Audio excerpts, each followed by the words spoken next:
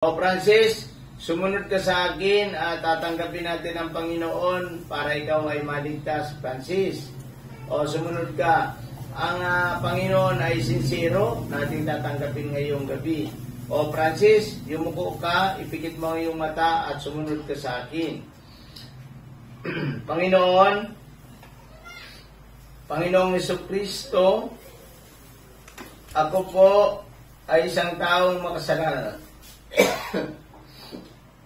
At ako po ay nagsisisi at handang tumalikod sa aking mga kasalanan.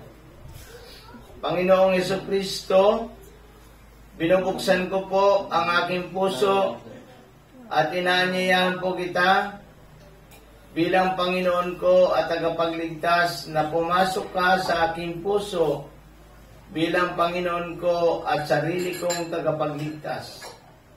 Ikaw na po ang maghari sa aking buhay mula ngayon at magpakailanman. Sa pangalan ni Jesus. Amen. Francis, kung sumunod ka sa akin at tinanggap mo ang Panginoong Jesucristo, ikaw ay anak na ng Diyos.